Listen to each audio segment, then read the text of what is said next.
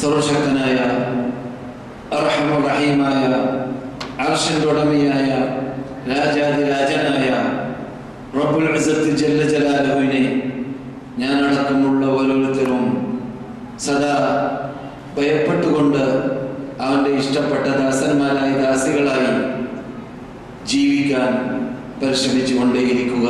അല്ലാഹു നമുക്ക് അവർക്കും തൗഫീഖ് നൽകുമാറാകട്ടെ. ഉപദേശങ്ങളിൽ നിന്ന് കേൾക്കുന്ന ഭാഗങ്ങളെ ജീവിതത്തിൽ പകർത്താനും ശ്രദ്ധ ചെലുത്തുക. പ്രത്യേകിച്ച് പുണ്യഭൂമിയിൽ താമസിക്കുന്നവർ ആ ഭൂമിയുടെ ബഹുമതിയെ പരിഗണിച്ച് താമസിക്കാനും പാടുപെടുക. ഇതിനെല്ലാം റബ്ബ് നമ്മെ സഹായിക്കട്ടെ. സഹോദരന്മാരെ, സഹോദരികളെ,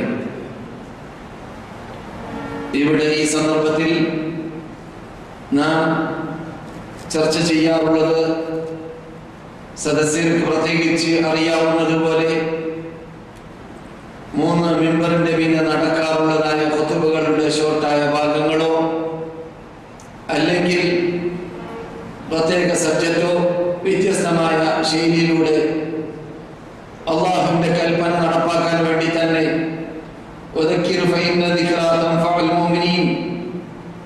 നിങ്ങൾ ജനങ്ങൾക്ക് ഓർമ്മിപ്പിച്ചു കൊടുത്തുകൊണ്ടേയിരിക്കുക, ബോധനം ചെയ്തുകൊണ്ടേയിരിക്കുക, ദഅവത്ത് നടത്തിക്കൊണ്ടേയിരിക്കുക.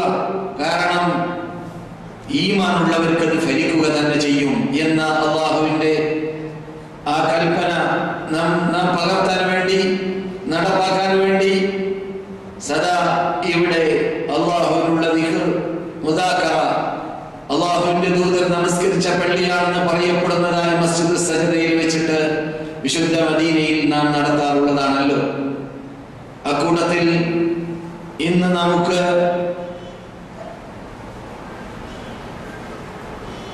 നമ്മുടെ ചർച്ചയിൽ വിശുദ്ധ മസ്ജിദുൽ ഹറാമിൽ നടന്നതായ ഖുതുബയിൽ യഥാർത്ഥത്തിൽ ഡോക്ടർ അബ്ദുറഹ്മാൻ സുദൈസ് സംസാരിച്ചതായ ഭാഗം അൽ-ഇഅ്തിസാമി എന്ന സബ്ജക്റ്റാണ്.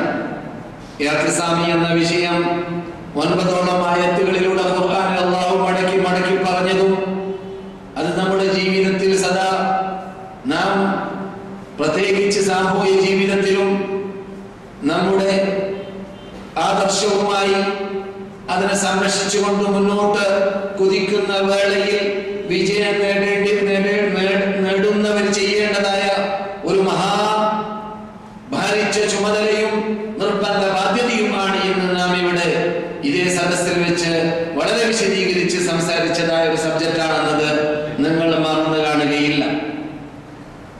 ഇന്ന് ഡോക്ടർ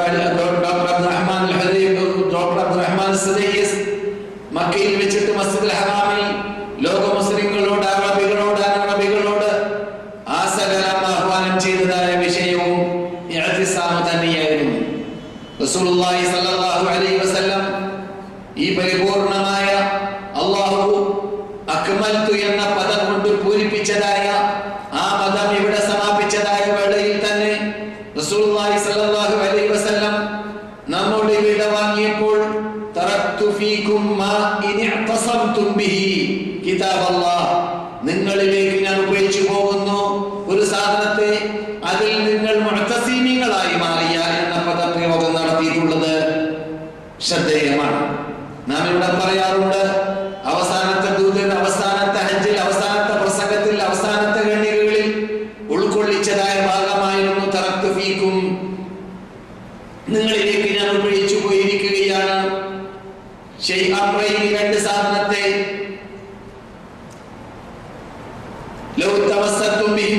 അവകളെ നിങ്ങൾ മുറുകെ പിടിക്കുകയാണെങ്കിൽ നിങ്ങൾ ഒരിക്കലും പഴിച്ചു പോകുന്നതല്ല എന്ന ശൈലി അതിൽ ഇഅ്തിസാമി എന്ന അർത്ഥമാണ് ഉൾക്കൊള്ളുന്നത്. അതുകൊണ്ടാണ് അതേ പദം തന്നെ റസൂൽ പറഞ്ഞതായ ഹദീസ് ഞാൻ ആദ്യം ഓതാൻ കാരണം. ഇഅ്തിസാം എന്ന് പറഞ്ഞാൽ മുറുകെ പിടിക്കുക. വഅതസിമു ബിഹബ്ലില്ലാഹി എന്ന ആയത്ത് നിങ്ങൾ സദാ കേട്ട് പരിചയമുള്ളതാണ്. മുറുകെ പിടിക്കുക, പാടാതെ അങ്ങോട്ടും ഇങ്ങോട്ടും അങ്ങും ഇങ്ങും കാറ്റത്ത് തൂക്കപ്പെട്ട തൂവല് പോലെയാവാതെ ഉറച്ചു നിൽക്കുക. നാം ഉൾക്കൊള്ളുന്ന ആദർശം വിടുന്ന പ്രശ്നമേ ഇല്ല. ലോകം എന്ത്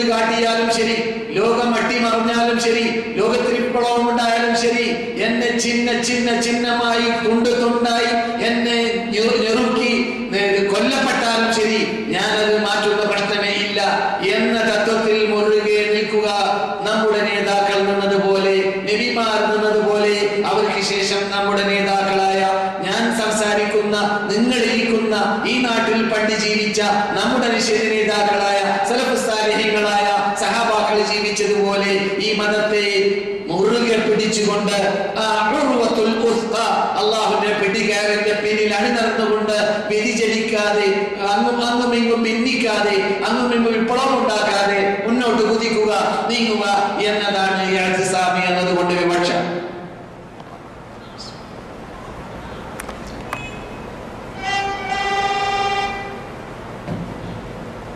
റസൂൽ സൂചിപ്പിക്കാത്ത സംഭവമൊന്നും ഇവിടെ നടക്കാൻ പോകുന്നില്ല എന്നതിലേക്ക് ഇമാം നമ്മുടെ ശ്രദ്ധയെ, ലോകത്തിന്റെ ശ്രദ്ധയെ ക്ഷണിച്ചു. അതെ, സമുദ്രം പോലെ അല്ല, അതിനേക്കാളും മഹാ തിരമാലകൾ പോലെ ലോകത്തിൽ വിപത്തുകൾ വ്യാപകമാകുന്ന ഭാഗത്തിലേക്ക് റസൂലുള്ളാഹി സ്വല്ലല്ലാഹു അലൈഹി വസല്ലം സൂചന നൽകിയിരുന്നു. അങ്ങനെയുള്ള കാലഘട്ടം വരാൻ പോകുന്നുണ്ട് എന്ന് റസൂലുള്ളാഹി സ്വല്ലല്ലാഹു അലൈഹി വസല്ലം പറഞ്ഞിരുന്നു. നാം ഇവിടെ കഴിഞ്ഞ തൊട്ട ക്ലാസ്സിലോ അതിന് മുമ്പത്തെ ക്ലാസ്സിലോ പറഞ്ഞത് നിങ്ങൾ ഓർക്കുന്നുണ്ടായിരിക്കാം. രാവിലെ മുഅ്മിനായ മനുഷ്യൻ യുസ്ബിഹു റജുലു ഫീഹി മുഅ്മിന വയുംസി കാഫിറ, വൈകുന്നേരമാകുമ്പോൾ കാഫിറാകും. വയുസ്ബിഹു മുസ്ലിമീന വയുംസി മുഅ്മിന വയുസ്ബിഹു കാഫിറ, വൈകുന്നേരം സത്യവിശ്വാസിയായ മനുഷ്യൻ രാവിലെയാകുമ്പോൾ കാഫിറാകും. എന്തുകൊണ്ട്?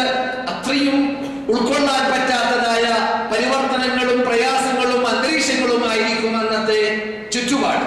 ആ ചുറ്റുപാടിന്റെ സമ്മർദ്ദം കാരണത്താൽ ആദർശത്തെ തന്നെ പിടിച്ചു നിൽക്കാൻ സാധിക്കാത്തതായ ഒരു അപകടം പിടിച്ച അന്തരീക്ഷമായിരിക്കും ഫിതനകൾ വ്യാപകമാകുന്ന സമുദ്രത്തിന്റെ തിരമാലകളെ പോലെയുള്ളതായ ഫിതനകൾ വ്യാപകമാകുന്ന കാലം. ആ കാലഘട്ടത്തിൽ അള്ളാഹുവിന്റെ മതത്തിൽ അടിയുറച്ച് നിൽക്കാൻ, ഹിദായത്തിലേക്ക് ചെല്ലാൻ അള്ളാഹു കൽപ്പിച്ച കൽപ്പന അനുസരിച്ച്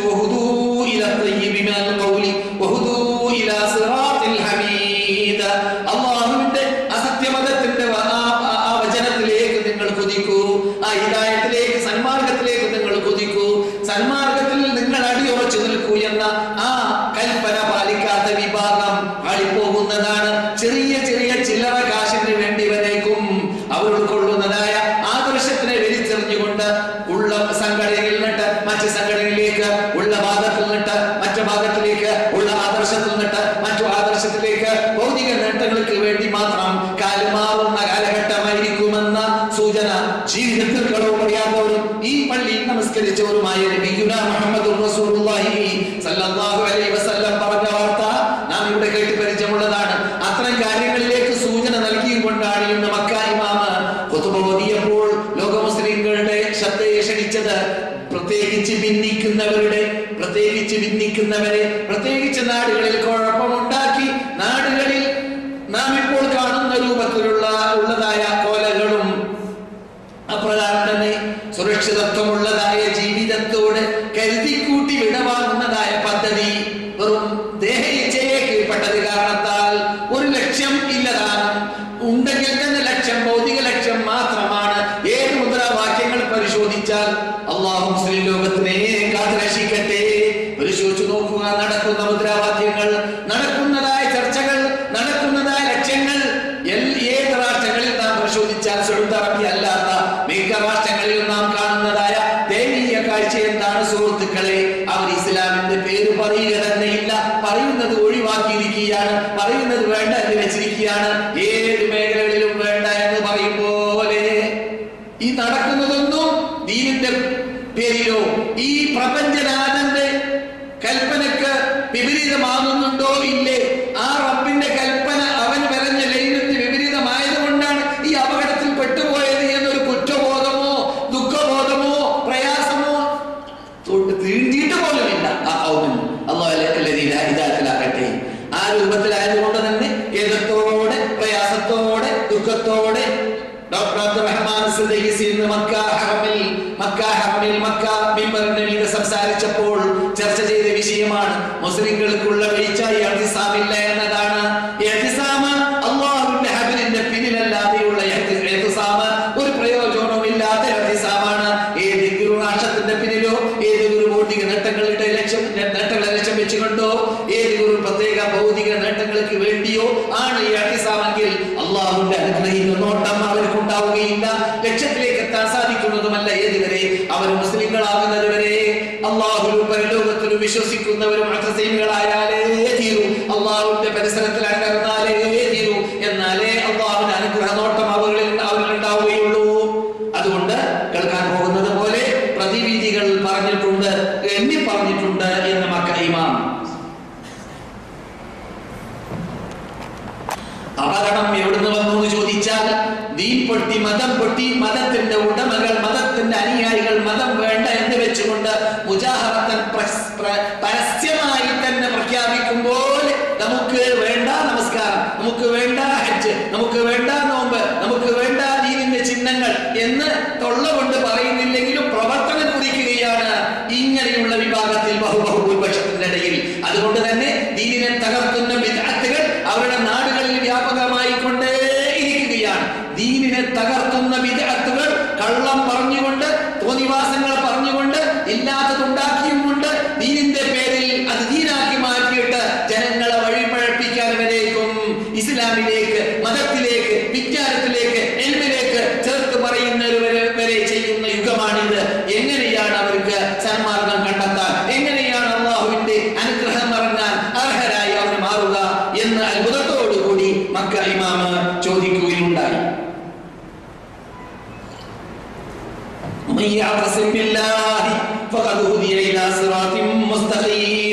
അല്ലാഹുവിനെ കൊണ്ടാരും മുറുകെ പിടിക്കുന്നു, അല്ലാഹുവിന്റെ പിടികാരും മുറുകെ പിടിക്കുന്നു. അല്ലാഹു പറയുന്നു ചൊവ്വായ മാർഗത്തിലേക്ക് നയിക്കപ്പെട്ടവനായി അവൻ മാറുക തന്നെ ചെയ്യും. അതെ, അപകട മേഖലകളിൽ, ഭിന്നിപ്പുണ്ടാകുന്ന മേഖലകളിൽ, മുസ്ലിംകളുടെ ഭിന്നിപ്പും അപ്രകാരം തന്നെ ഇപ്പോൾ നാം കാണുന്ന രൂപത്തിലുള്ളതായ ഫിത്നകളും ഉണ്ടാകുന്നതായ മേഖലകളിൽ രക്ഷപ്പെടുന്ന ആളാരാണ്?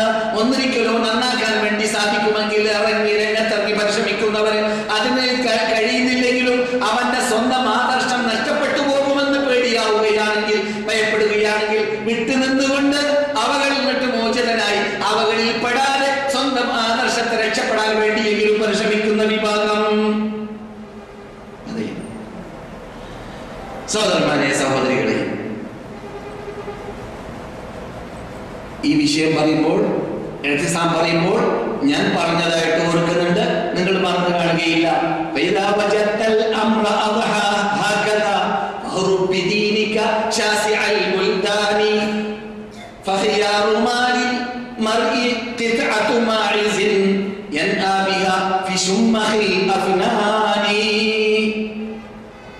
പണ്ഡിതന്മാര് ചെല്ലുന്നു ഒരു മുസ്ലിം റിപ്പോർട്ട് ചെയ്യുന്ന ഹദീസിന്റെ അർത്ഥത്തെ പദ്യരൂപത്തിലാക്കിയിട്ട് അപകട മേഖലകളിൽ മുസ്ലിങ്ങളെ കൊല്ലുന്നതായ അന്തരീക്ഷത്തിലേക്ക് എത്തുമ്പോൾ, ഇപ്പോൾ സംഭവിച്ചതുപോലെ അറബ് രാഷ്ട്രങ്ങളിലും മറ്റു രാഷ്ട്രങ്ങളിലും മുസ്ലിങ്ങളെ തന്നെ കൊല്ലുന്നതായ മേഖലകളിലേക്ക് എത്തുമ്പോൾ, അങ്ങനെയുള്ള അപകടത്തിൽ എത്താതിരിക്കാൻ വേണ്ടി നമ്മുടെ നേതാക്കൾ സമർപ്പിച്ചതായ, നമ്മുടെ നേതാക്കൾ പഠിപ്പിച്ചതായ ആ മാതൃകാ ജീവിതം നമ്മുടെ മുമ്പിലുണ്ട്. ഉസ്മാൻ ഇബ്നു അഫ്ഫാനിന് എന്തേ യുദ്ധം പ്രഖ്യാപിച്ചൂടെ?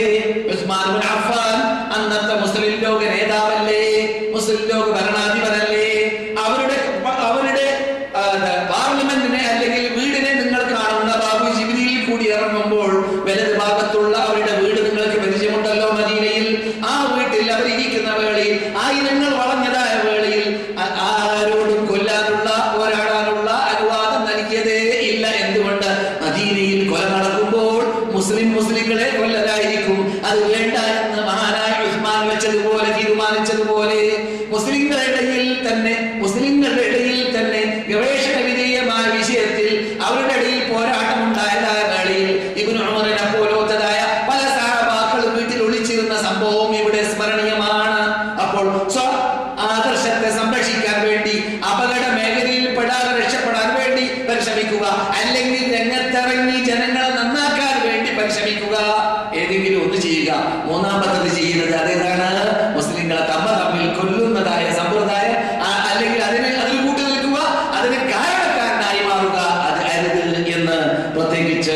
എന്ന് ഇമാം മക്കയിൽ ഉണർത്തിയതായ ഭാഗമാണ്. ഇമാം തുടർന്നു അല്ലാഹുവിന്റെ വാക്കാണ്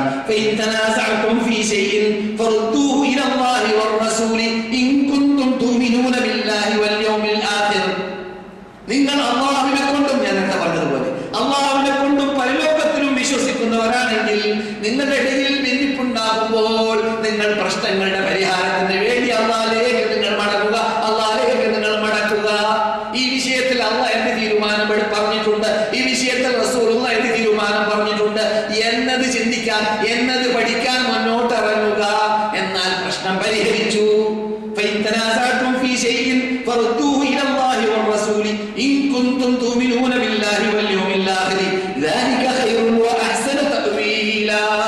ഇതാണ് ഉത്തമം, ഇതാണ് നല്ല റൂട്ട്, ഇതാണ് നല്ല ചർച്ചയിൽ, നല്ല റിസൾട്ട് ചർച്ചയിലൂടെ എത്തുന്നതായ അങ്ങനെയുള്ള തൗഹീദായിരിക്കണം നാം എത്തേണ്ടതായ തൗഹീദ്.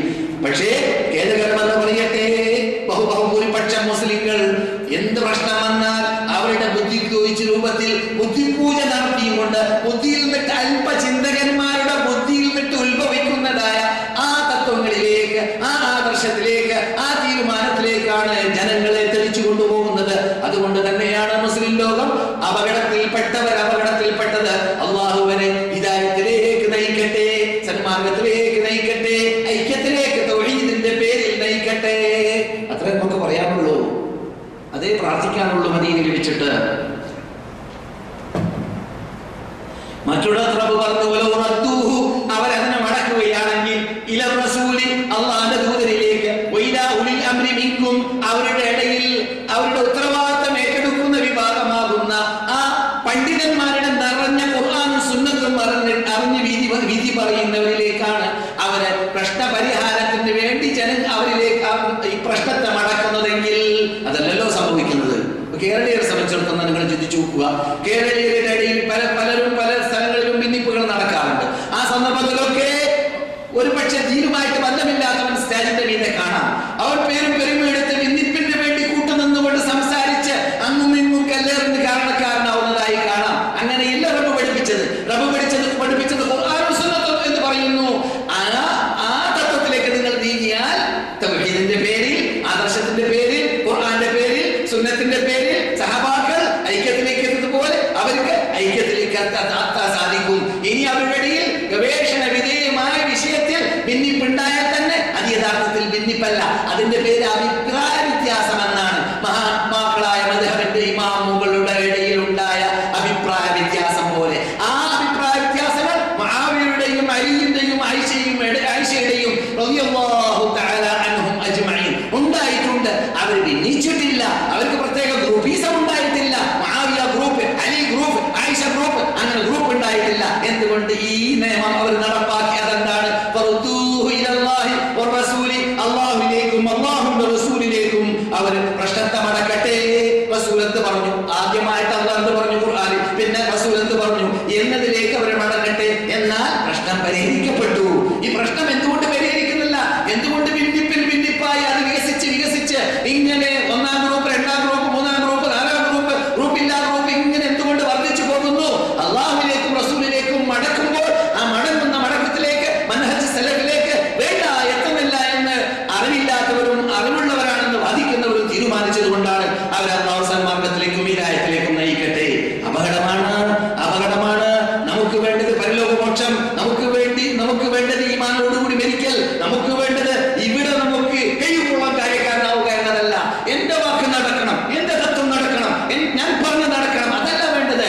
ഞാൻ പറയുന്നത് സത്യമാണെങ്കിൽ നടക്കട്ടെ, അല്ലെങ്കിൽ ആരുടെ കൂടെയുണ്ട് സത്യം, അതിന്റെ പേരിൽ ഞാൻ അങ്ങനെ നടക്കട്ടെ. അതായിരിക്കണം നമ്മുടെ ചിഹ്നം, അതായിരിക്കണം നമ്മുടെ വാദം, അതിനുവേണ്ടി ആയിരിക്കണം നമ്മുടെ ജീവിതം. അതിന് അല്ലാഹു തൗഫീഖ് നൽകുമാറാകട്ടെ. അതെ, ولو ردوه إلى الرسول وإلى أولي الأمر منهم لعلمه الذين يستنبطونه. ഇസ്തിംബാത്ത് ചെയ്യുന്നവർക്ക് വിട്ടുകൊടുക്കണം.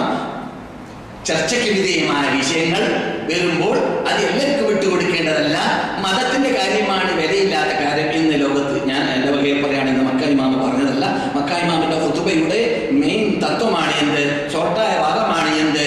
മുസ്ലിങ്ങൾ ഐക്യത്തോടുകൂടി ജീവിക്കണമെങ്കിൽ ഇന്ന് അറബ് രാഷ്ട്രത്തിലും മുസ്ലിങ്ങളുടെ ഇടയിൽ നടക്കുന്നതായ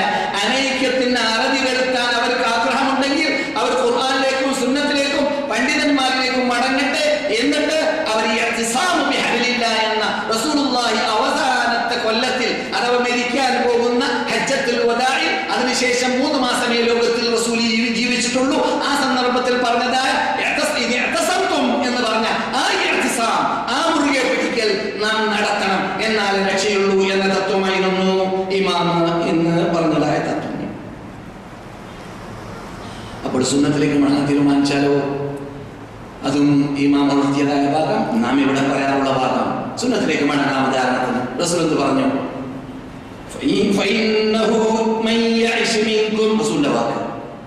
പ്രശ്നം എവിടെയാ നിലകൊള്ളുന്നത്? ആരെങ്കിലും നിങ്ങളിൽ നിന്നിട്ട് ജീവിക്കുകയാണെങ്കിൽ എന്റെ ശേഷം കൂടുതൽ എന്ത് സംഭവിക്കും? ജീവിക്കുന്നവർ ധാരാളം ഗ്രൂപ്പീസങ്ങളെ, ഭിന്നിപ്പുകളെ അവർ കാണും.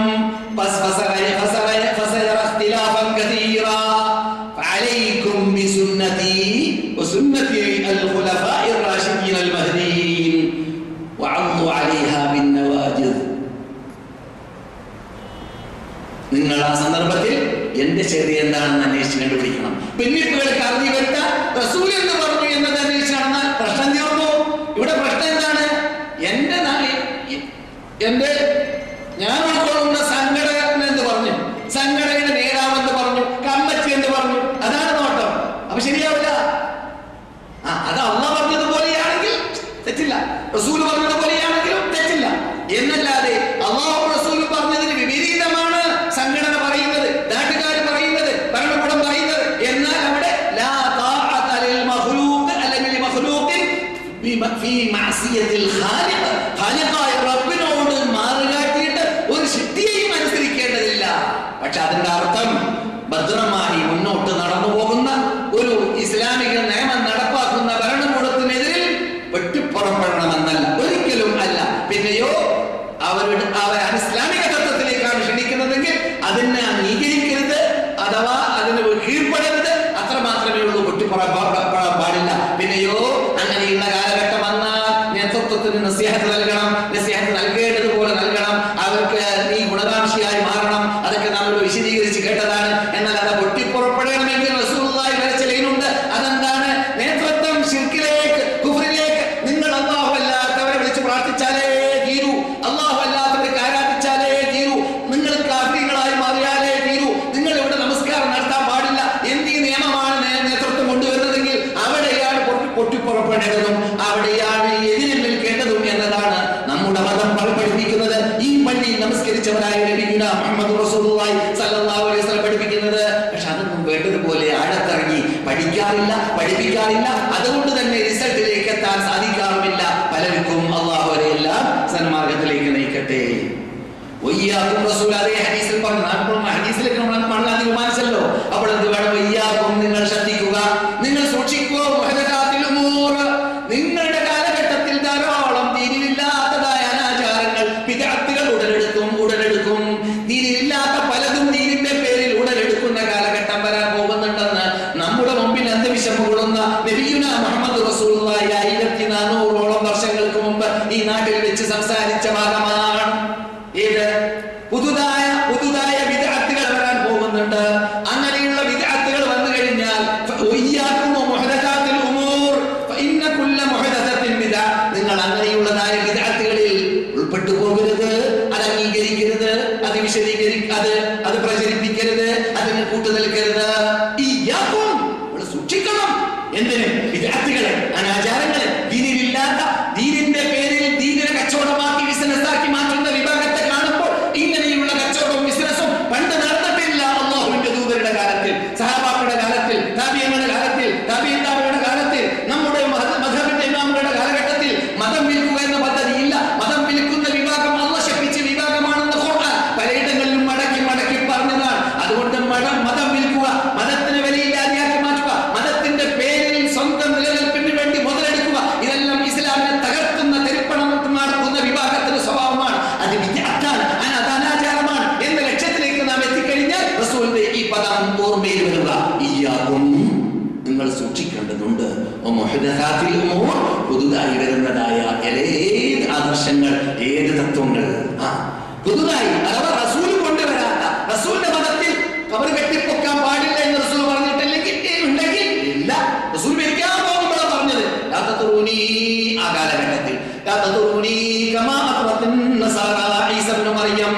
മറിയമിന്റെ മകൻ ഈസയെ ക്രിസ്ത്യാനികൾ അമിതമായി ആദരിച്ചുകൊണ്ട് ആ ഈസയെ വിളിച്ച് പ്രാർത്ഥിച്ച് ആ ഈസയെ ആരാധിച്ച് ആ ഈസയെ ദൈവമായി കണ്ട് ആ ഈസയോട് പ്രശ്നപരിഹാരത്തിന് വേണ്ടി കൈപൊക്കി ആ ഈസയൊക്കെ നേർച്ചയാക്കി ആ ഈസയെ കറുത്ത് അങ്ങനെ അമിതമായി ഈസയെ ലോക ക്രിസ്ത്യാനികൾ ആദരിച്ചതുപോലെ അല്ലെങ്കിൽ ബഹുമാനിച്ചതുപോലെ നിങ്ങൾ എന്നെ അമിതമാക്കി ബഹുമാനിക്കരുതേ എന്റെ ഉമ്മത്തുകളെ.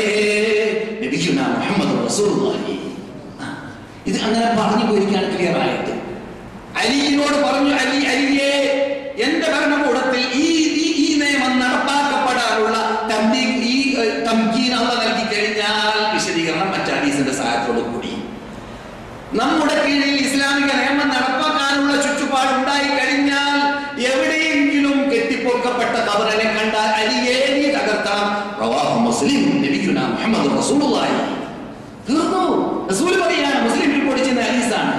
എവിടെയെങ്കിലും ബിംബങ്ങളെ കണ്ടാൽ ഇസ്ലാമിക ഭരണകൂടത്തിന് കീഴിലാണെങ്കിൽ, അല്ലാതെ അനിസ്ലാമിക ഭരണകൂടമോ അല്ലെങ്കിൽ മതേതര രാഷ്ട്രം എന്ന് പറയപ്പെടുന്ന ഇന്ത്യ പോലത്തതായ നാടുകളിലാകുമ്പോഴോ നാം സത്യം പ്രചരിപ്പിക്കലല്ലാതെ നാം എവിടെയും തകർത്താൻ പോകാൻ പാടില്ല, തിരുപ്പണമാക്കാൻ പാടില്ല, കുഴപ്പത്തിൽ നിൽക്കാൻ പാടില്ല. റസൂലുള്ളാഹി മക്കത്തിൽ ജീവിച്ചപ്പോൾ കാട്ടിയതുപോലെ എന്ത് ചെയ്യുക? ഫഅഫു അൻഹും വസ്തഗ്ഫിർ ലഹും വശാവിർഹും ഫിൽ അംർ. അതിനു മുമ്പ് സത്യം പോലെ പ്രചരിപ്പിക്കുക. അതിനുള്ള ചാൻസ് ഇല്ലേ? ഏതെങ്കിലും ഇന്ത്യയിലുള്ള ഏതെങ്കിലും സ്റ്റേറ്റിൽ സത്യം പറയാൻ പറ്റാത്ത സ്റ്റേറ്റ് ഉണ്ടോ? എന്റെ അറിവിലില്ല എന്നാണ് എന്റെ അറിവ്. ഞാൻ 40 കൊല്ലമായി ഇന്ത്യയോട് വിട വാങ്ങിയിട്ടെങ്കിലും എന്റെ അറിവ് നിങ്ങളെ പോലത്തവരിലൂടെ കിട്ടുന്നത് ഇന്ന് വരേക്കും ഇന്ത്യയിൽ മറ്റേത് പല രാഷ്ട്രങ്ങളിലില്ലാത്ത സ്വാതന്ത്ര്യം മതം പ്രചരിപ്പിക്കാനുണ്ട് എന്നാണ്. അല്ലേ? ഇതെന്തുകൊണ്ട് നാം ഉപയോഗപ്പെടുത്തുന്നില്ല? ശരിക്കും ഉപയോഗപ്പെടുത്തുക. അല്ലാഹു വിടൂല നമ്മെ, ഇന്ത്യക്കാരെ പ്രത്യേകിച്ച് അന്ന് വിടൂല. ഇത്രയും നല്ല സ്വാതന്ത്ര്യം എനിക്ക് ലഭിച്ചിട്ട് എന്താണോ നീ സത്യം പറഞ്ഞില്ല? നിനക്ക് പെറ്റ ഉമ്മാന്റെ മുമ്പിൽ വരെ തൗഹീദ് പറയാൻ പേടിയായിരുന്നു അല്ലേ? എന്നാൽ പിന്നെ നിനക്ക് സ്വർഗത്തിൽ കിടക്കാൻ എങ്ങനെ സാധിക്കും? പെറ്റ ഉമ്മാനോട് സത്യം പറയാം.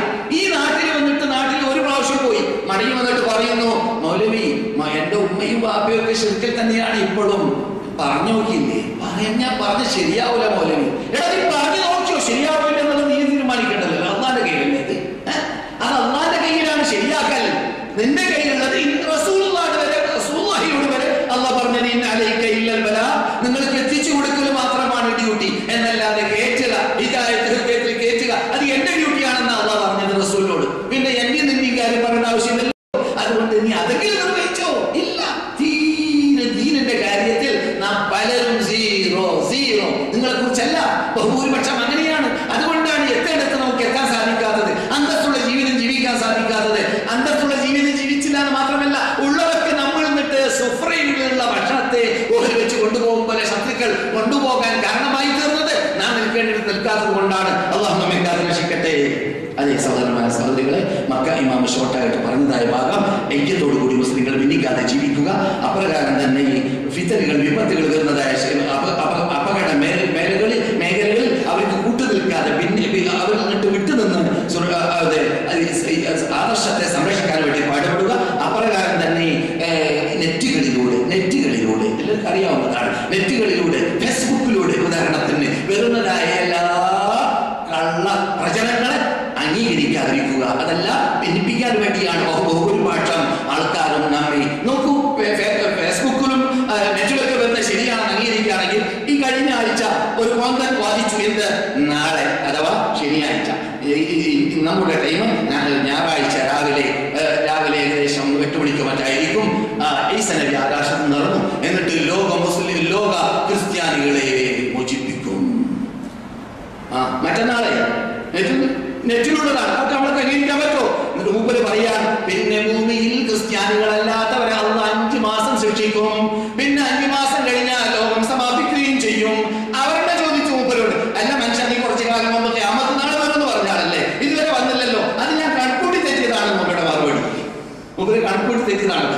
ഇപ്പൊ കണക്കൂട്ടി ശരിയാണ്. കാണാം നാളെ മൂപ്പരുടെ കണക്ക് നാളെ കാണാം. നമുക്ക് നാളെ എന്നാ പറഞ്ഞത് മൂപ്പര്. മനസ്സിലായില്ലേ? അങ്ങനെയുള്ള വിഡ്ഢിത്തൊക്കെ ആരൊക്കെ പറഞ്ഞു? റസൂലുള്ളാഹി സ്വല്ലല്ലാഹു അലൈഹി വസല്ലം പറയുന്നു, എന്റെ ശേഷം 30-ഓളം പടിക്കള്ളന്മാരായ ദജ്ജാലൂന കദ്ദാബൂൻ വരാൻ പോകുന്നുണ്ട്.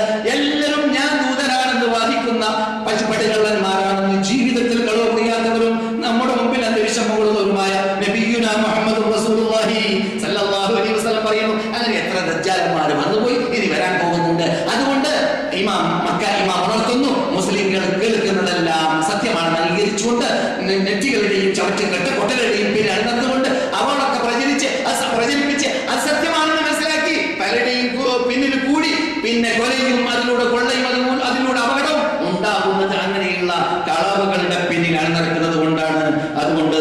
ചെയ്തത്?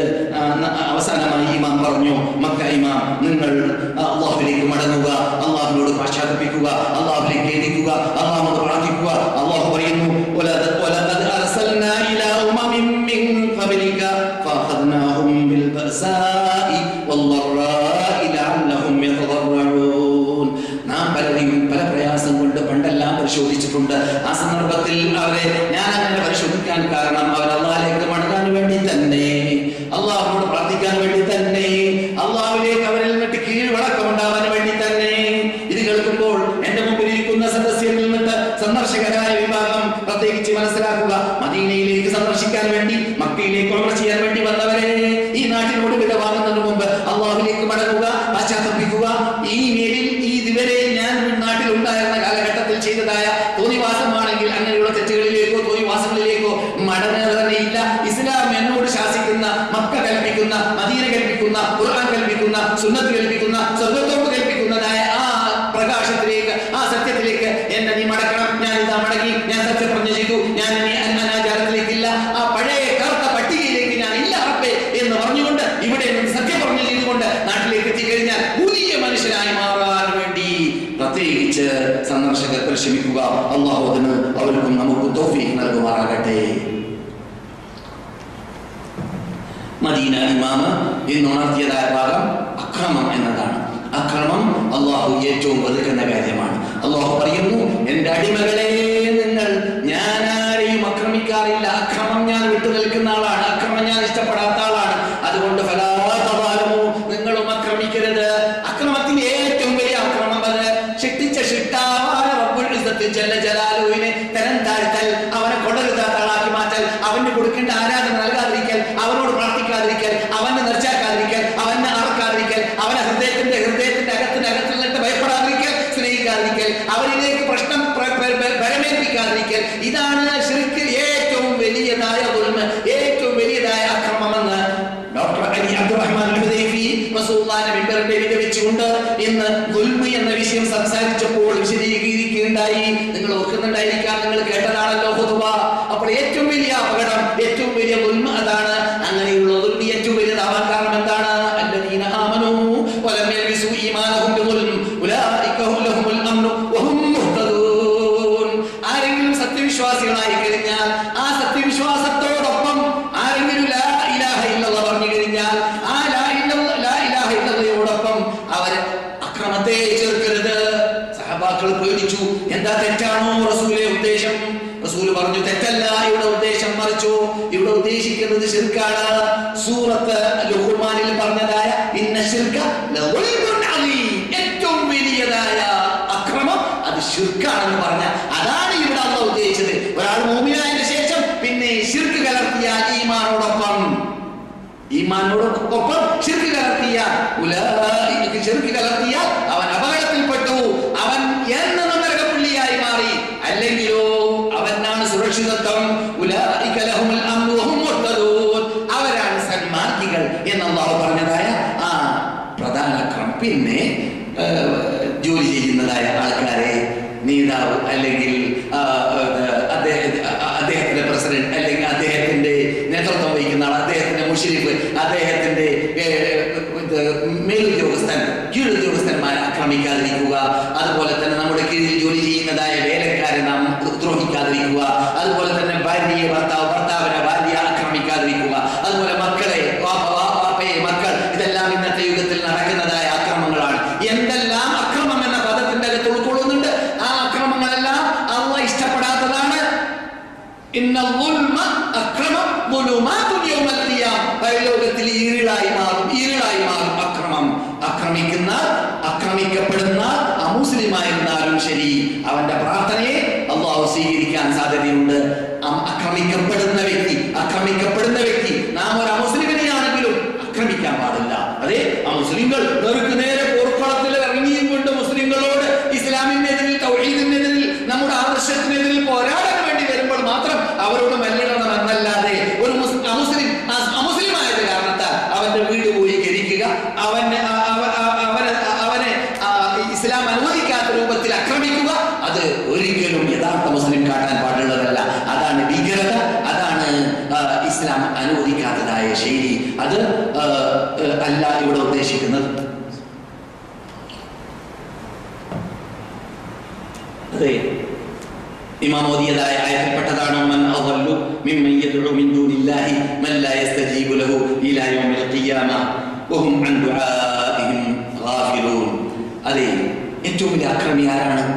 ഇവിടെ ഖിയാമത്ത് നാൾ വരെ നിങ്ങൾ പ്രാർത്ഥിച്ചാൽ മറുപടി നൽകാത്ത വിഭാഗത്തോട് കഷ്ടിക്കുന്ന മുദ്രിക്കുന്ന മനുഷ്യന്മാരോട് പ്രാർത്ഥിക്കുന്നവരെക്കാളും വലിയ അക്രമി വേറെ ആരുണ്ട് എന്ന് അല്ലാഹു ചോദിച്ചതായ ആയത്ത് റസൂലുള്ളാഹിന്റെ മിമ്പറിന്റെ മീതെ വെച്ചിട്ട് എന്ന് ഷെയ്ഖ് അലി അബ്ദുറഹ്മാൻ ഹുദൈഫി ഉണർത്തിയത് നിങ്ങൾ ഓർക്കുന്നുണ്ടായിരിക്കും. ചുരുക്കത്തിൽ അക്രമം എന്നത് ഇവിടെ ഞാൻ വിശദീകരിച്ചിട്ട് ഇതേ സദസ്സിൽ പലതവണ ചർച്ച ചെയ്ത സബ്ജക്റ്റ് ആയതുകൊണ്ട് ഞാനിപ്പോൾ അത് വീട്ടിൽ പറയാൻ ഉദ്ദേശിക്കുന്നില്ല. പക്ഷെ ഷോർട്ടായ ഭാഗം, അക്രമം മഹാപാപമാണ്. അക്രമം നമുക്ക് അല്ലാഹുവിന്റെ ഭാഗത്തിൽ നിന്നിട്ട് കിട്ടുന്നതായ പ്രാർത്ഥനയ്ക്ക് മറുപടി ലഭിക്കുന്നതിന് വരെ തടസ്സമായി മാറുന്നതായ അപത്താണ്, വിപത്താണ്. അതുകൊണ്ട് അക്രമം എന്ന് നാം ഒരിക്കലും ചെയ്യാൻ പാടുള്ളതല്ല. അനീതി അക്രമം മുസ്ലിമിൽ നിന്നിട്ട് ഉടലെടുക്കാൻ പാടുള്ളതല്ല.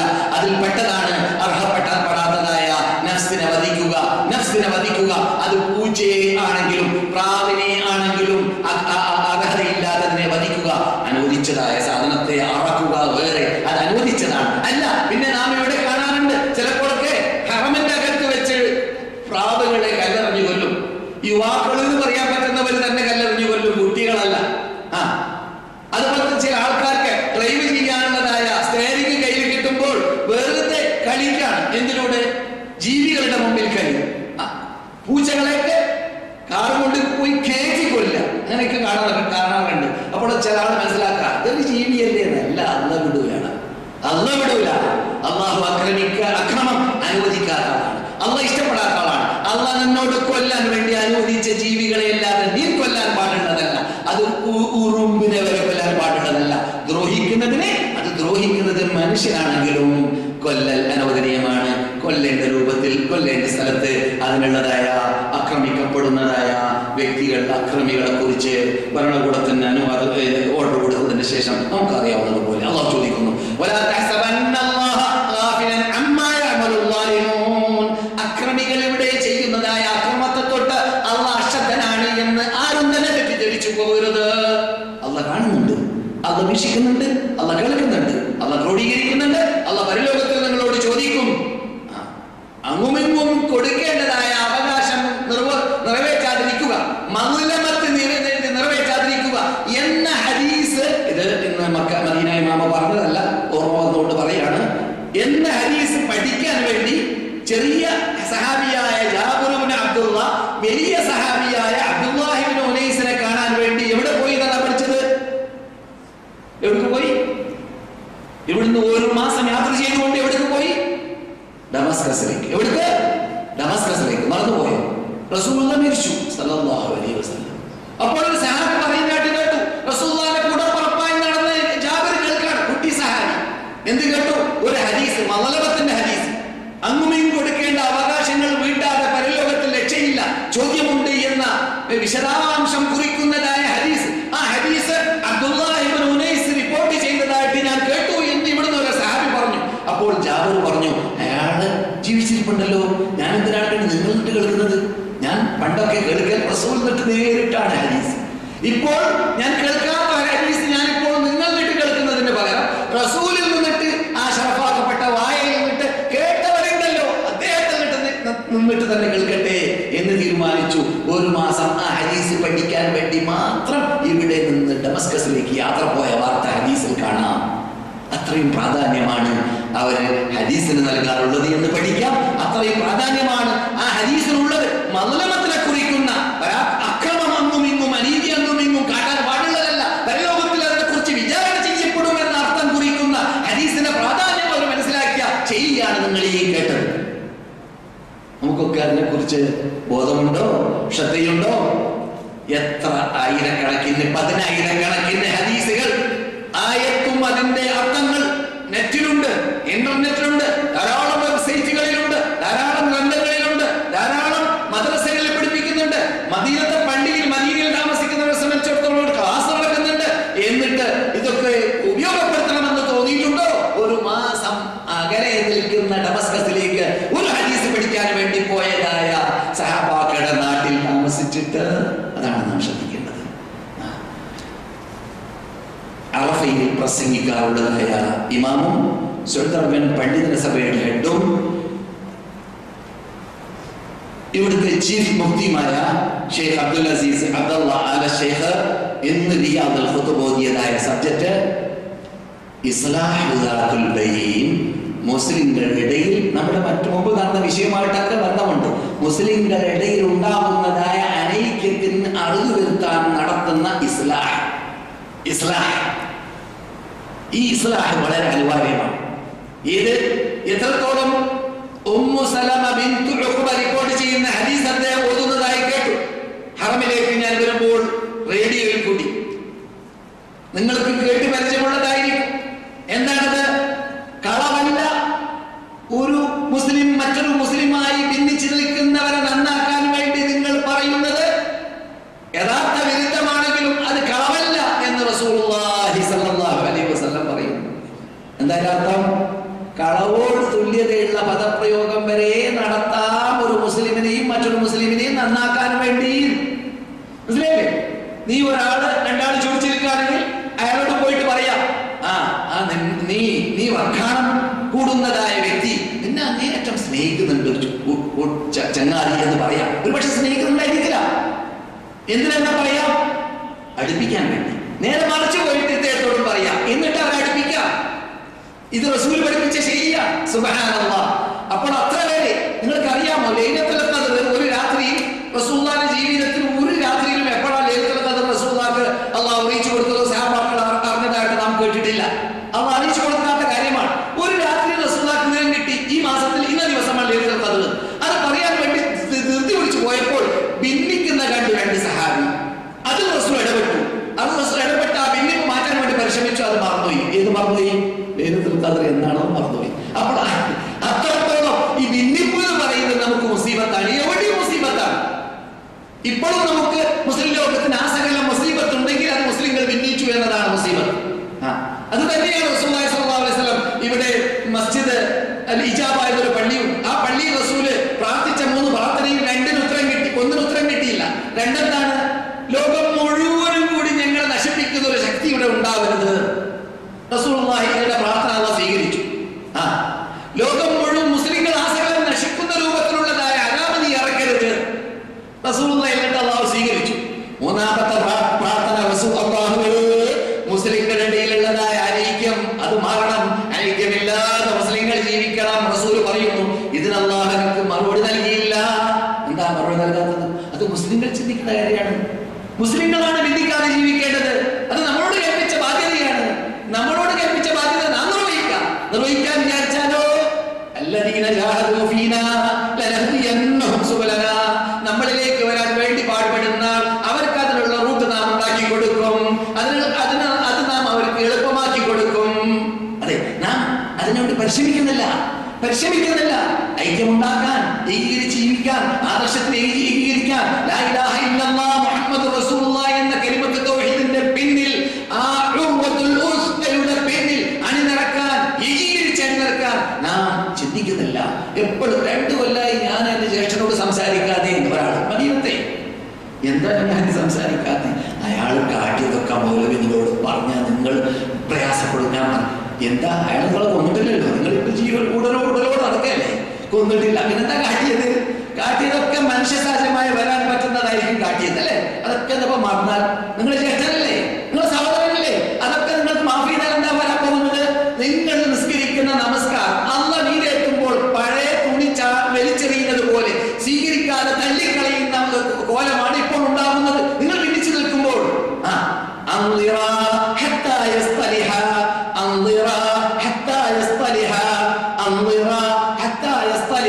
മലക്കുകളെ അവരുടെ നമസ്കാരത്തെ പ്രതീക്ഷിക്കൂ. ഏതുവരെ? അവർ സുൽഹാവുന്നത് വരെ എന്ന് ജീവിതത്തിൽ കളവ് പറയാത്ത നബിയുനാ മുഹമ്മദുർ റസൂലുള്ളാഹി സ്വല്ലല്ലാഹു അലൈഹി വസല്ലം പറഞ്ഞു.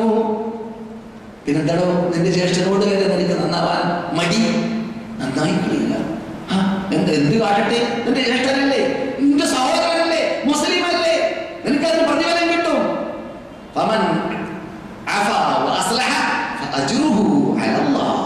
ഒരാൾ മാഫു ചെയ്താൽ, ഒരാൾ സുൽഹായാൽ അവന്റെ പ്രതിഫലം വളരെ അറ്റമില്ലാത്ത അതിർത്തിയില്ലാത്ത പ്രതിഫലമാണെന്ന് റബ്ബുൽ ഇസ്സത്തി ജല്ല ജലാലുഹു പറയുന്നതായ ഭാഗമാണ്. സമയം അവസാനിച്ചു. ഏതായാലും മുഅദ്ദിൻ നമ്മുടെ മുമ്പിലോട്ട് പേടിയില്ല. യാ അയ്യുഹല്ലദീന ആമനൂ, ഏ സത്യവിശ്വാസികളെ, ഇദാ തനാജയ്തും ഫലാ തനാജൂ ബിൽ ഇസ്മി വൽ ഉദ്വാൻ, നിങ്ങൾ അങ്ങുമിങ്ങും എന്ത് പ്ലാനിംഗ് പരിപാടി നടത്തുകയാണെങ്കിൽ, കോൺഫറൻസ് നടത്തുകയാണെങ്കിൽ, ചർച്ച ചെയ്യുകയാണെങ്കിൽ ഉദ്വാനോ ദുൽമോ ആയിരിക്കാൻ പാടില്ല, അക്രമമോ അനീതിയോ ആയിരിക്കാൻ പാടില്ല. ഭിന്നിപ്പുണ്ടാക്കാൻ വേണ്ടിയല്ല നിങ്ങൾക്ക് സമ്മേളനം കൂടേണ്ടത്. നിങ്ങൾ സമ്മേളനം കൂടേണ്ടത്, നിങ്ങൾ സ്റ്റേജ് കെട്ടേണ്ടത്, നിങ്ങൾ പ്രസംഗിക്കേണ്ടത്, നിങ്ങൾ പുസ്തകം എഴുതേണ്ടത്, നിങ്ങൾ ദഅവത്ത് നടത്തേണ്ടത് ജനങ്ങളെ ഭിന്നിപ്പിക്കാൻ വേണ്ടിയല്ല, ജനങ്ങളെ ഭിന്നിപ്പിക്കാൻ വേണ്ടിയല്ല. ഫലാ തനാജൂ ബിൽ ഇസ്മി, ഇസ്ലാം അനുവദിക്കാത്തതായ തെറ്റായ ഭാഗങ്ങൾക്ക് വേണ്ടിയല്ല നിങ്ങൾ മുനാജാത്ത് നടത്തേണ്ടത്. നിങ്ങളോട് അലാ ഉഖ്ബിറുക്കും, നിങ്ങൾക്ക് ഞാൻ പറഞ്ഞു തരട്ടെയോ, ബിഅഫ്ളല, ഏറ്റവും ശ്രേഷ്ഠതയുള്ള, മിൻ ദറജത്തി സിയാമി വസ്സദഖത്തി വൽ ഖിയാമി, സദഖയേക്കാൾ, സിയാമിനേക്കാൾ, ഖിയാമിനേക്കാൾ, നോമ്പിനേക്കാൾ, ധർമ്മത്തേക്കാൾ എല്ലാം പ്രതിഫലമുള്ളതായ ഒരു സൽക്കർമ്മം ഞാൻ നിങ്ങൾക്ക് പറഞ്ഞു തരട്ടെയോ. അതെന്താണ്? ഇസ്ലാഹു ദാത്തിൽ ബൈൻ. അതുകൊണ്ട് ഇബ്ലീസ് റസൂൽ പറയുന്നു, അവൻ സമുദ്രത്തിന്റെ മധ്യത്തിൽ അവന് അർശുണ്ട്, അവന് സിംഹാസനമുണ്ട്.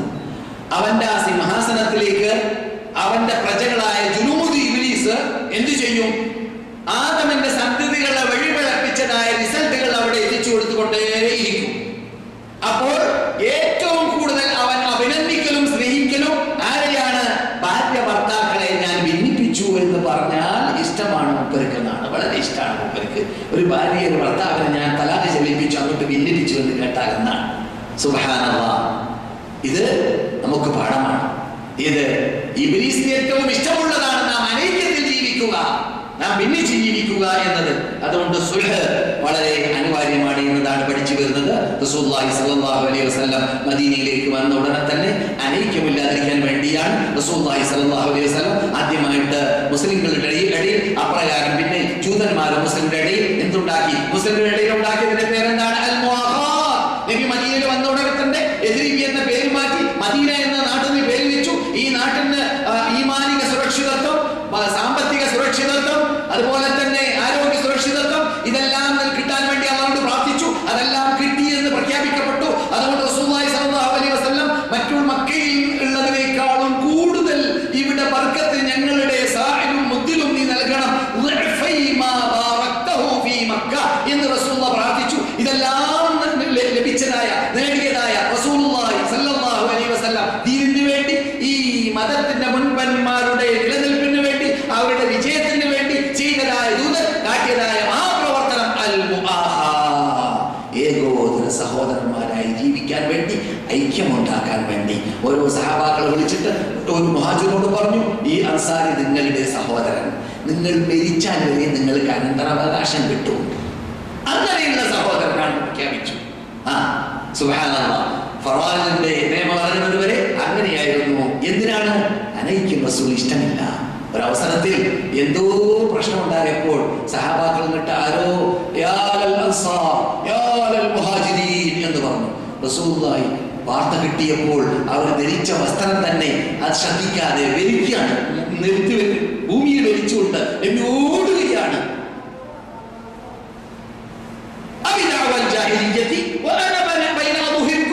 ഞാൻ നിങ്ങളുടെ മധ്യ ജീവിക്കുമ്പോൾ ജാഹിലിയ്യ പദം നിങ്ങൾ പറയാനോ?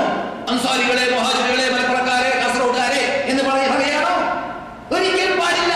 മുസ്ലിങ്ങളെ എന്നല്ലാതെ തെക്കര് വടക്കര് അത് ഇസ്ലാമിലില്ല, അത് ജാഹിലി പദമാണ്. സുബ്ഹാനല്ലാഹ്, അങ്ങനെ റസൂലുള്ളാഹി പറഞ്ഞുകൊണ്ട് ഉടനെ തന്നെ അവിടെ ഉണ്ടായിരുന്ന ഭിന്നിപ്പിന് അറുതി വരുത്തി. അങ്ങനെയാണ് നാം കാട്ടേണ്ടത്.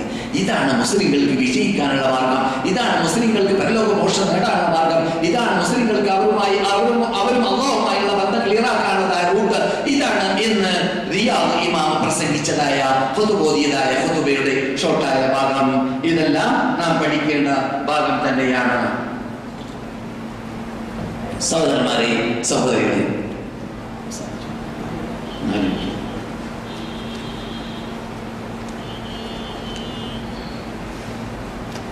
സഹോദരന്മാരെ, സഹോദരികളെ, എന്നാൽ ഇസ്ലാഹു ദാത്തുൽ ബൈൻ എന്ന വിഷയം പറയുമ്പോൾ പലതും പറയാനുണ്ട്. ഇതേ പദം ഉപയോഗിച്ചുകൊണ്ട് ദിവസങ്ങൾ ഞാൻ പ്രസംഗിച്ചതായിട്ട് ഓർക്കുന്നുണ്ട്. അതിന് നൽകേണ്ടതായ അവകാശം നൽകുകയല്ല ഇപ്പോൾ ചെയ്യുന്നത്. മിമ്പറിന്റെ പിന്നിൽ നടന്ന ഫത്വയുടെ ഷോർട്ടായ ഭാഗം മാത്രം സൂചിപ്പിച്ചതാണ്. പക്ഷെ എൻ്റെ മുമ്പിൽ ഇരിക്കുന്ന സദസ്യരിൽ ഹാജിമാരുള്ളത് കൊണ്ട് അവരെ ഞാൻ പ്രത്യേകം ഉണർത്തുന്നു. എല്ലാവരും പഠിക്കേണ്ട ഭാഗങ്ങൾ തന്നെയാണ്. നാട്ടിലേക്ക് എത്തട്ടെ, എവിടെ ജീവിക്കട്ടെ, ഈ നാട്ടിൽ ഇറങ്ങിയതായ ഖുർആനും സുന്നത്തും നമ്മുടെ ജീവിത ലക്ഷ്യമാക്കി മാറ്റണം ഭാവി ജീവിതത്തിൽ. അക്കൂട്ടത്തിൽ എന്ത് വേണം? സ്ത്രീകളുടെ ചിഹ്നം ഇസ്ലാമിക പർദ്ദ, പുരുഷന്മാരുടെ ചിഹ്നം, നമസ്കരിക്കുന്നവരുടെ ചിഹ്നം ഇസ്ലാമിക താടി, അതൊക്കെ നമ്മുടെ ജീവിതത്തിൽ ഇങ്ങനെ പ്രകടമായി കാണണം. എന്തുകൊണ്ട്? നാം മാതൃകയുള്ളവരായി മാറണം. മക്ക കണ്ടവൻ, മദീന കണ്ടവൻ ഒതിവാസം അവന്റെ ജീവിതത്തിൽ പാടില്ല. അവൻ കൺട്രോൾ ചെയ്യാൻ പറ്റാത്ത റിമോട്ട് കൺട്രോളുമായി നടക്കാൻ പാടില്ല.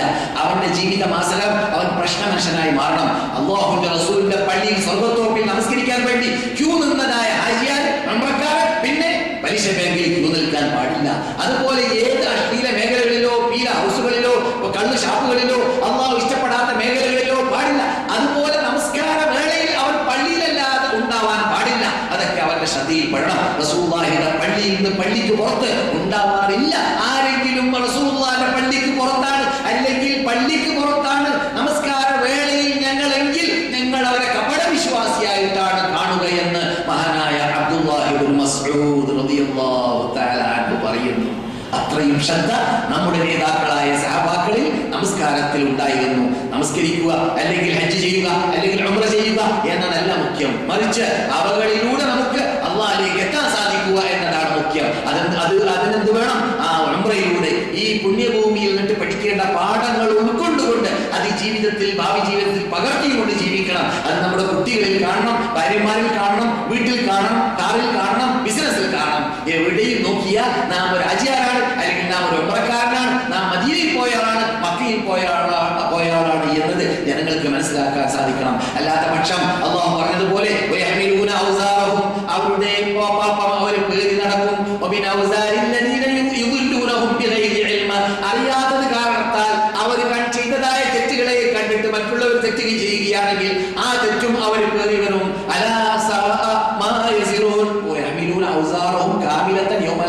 എന്നാണ് ആയത്ത്. മഹാതെറ്റല്ലേ, മഹാകുറ്റമല്ലേ അത് എന്ന് അല്ലാഹു പറയുന്നു. ഇതുവരെ പറഞ്ഞതിന് അല്ലാഹു സൽക്കർമ്മമായി സ്വീകരിക്കട്ടെ. ഇനിയും സന്ദർശകർക്ക് പ്രത്യേകിച്ച് പുണ്യഭൂമിയിലേക്ക് വരുവാനും സൽക്കർമ്മങ്ങൾ ചെയ്യുവാനും ദീർഘായുസ്സും ആരോഗ്യം അല്ലാഹു നൽകട്ടെ. അതുപോലെ നെറ്റിലൂടെയും മറ്റും എന്നെ ശബ്ദം കേൾക്കുന്ന സഹോദരന്മാരെന്നിട്ട് ഇവിടെ വരാൻ ആഗ്രഹിക്കുന്നവർക്ക് അല്ലാഹുവിന്റെ ആഗ്രഹം നിറവേറ്റി കൊടുക്കട്ടെ. അവിടെ നമ്മുടെയും യഥാ സാലിഹായ ഉദ്ദേശങ്ങൾ അല്ലാഹു നിറവേറ്റട്ടെ. നമ്മുടെ ഇടയിൽ ഇണയില്ലാത്തവർക്ക് സാലിഹ്യങ്ങളായ ഇണകൾ അല്ലാഹു നൽകട്ടെ. സന്താനമുള്ളവർക്കും ഇല്ലാത്തവർക്ക് സാലിഹ്യങ്ങളായ സന്താനങ്ങൾ അല്ലാഹു നൽകുമാറാകട്ടെ. അപ്രകാരം തന്നെ നമ്മളുടെ മരണപ്പെട്ടവർക്ക് അല്ലാഹു പുറത്തു കൊടുക്കട്ടെ. ഇസ്ലാമിന്റെ പേരിൽ, തൗഹീദിന്റെ പേരിൽ, വിശ്വാസത്തിന്റെ പേരിൽ, ആദർശത്തിന്റെ പേരിൽ ഐക്യത്തോടുകൂടി ജീവിക്കാൻ ലോക മുസ്ലിം രാഷ്ട്രങ്ങൾക്ക്, നേതാക്കൾക്ക്, പണ്ഡിതന്മാർക്ക്, നമുക്കേവർക്കും അല്ലാഹു തൗഫീഖ് നൽകുമാറാകട്ടെ. സത്യത്തിൽ അടിയുറച്ചുകൊണ്ട് അടിയുറച്ചുകൊണ്ട് തൗഹീദിന്റെ വിജയ പതാകയെ പറപ്പിച്ചുകൊണ്ട് ഈ ഭരണകൂടത്തെ തള്ളിക്കൊണ്ടുപോകുവാനുള്ളതായ എല്ലാ കഴിവും ഇവിടുത്തെ നേതൃത്വങ്ങൾക്ക് അല്ലാഹു നൽകുമാറാകട്ടെ. اللهم صل على محمد وعلى آل محمد. أعز الإسلام والمسلمين وأذل الشرك والمشركين وانصرنا على القوم الكافرين. اللهم من أرادنا وأراد إسلامنا وأراد دعوتنا وأراد بلاد الحرمين وأراد قادة بلاد الحرمين سوءا اللهم فأشغله في نفسي واجعل تدبيره يا رب العالمين. أرنا الحق حقا وارزقنا اتباعه وأرنا الباطل باطلا وارزقنا اجتنابه. توفنا مسلمين وألحقنا بالصالحين. علمنا ما ينفعنا وانفعنا بما علمتنا. رب زدنا علما وألحقنا بالصالحين. ربنا آتنا في الدنيا حسنة وفي الآخرة حسنة وقنا عذاب النار. وآخر دعوانا أن الحمد لله رب العالمين. السلام عليكم ورحمة الله وبركاته.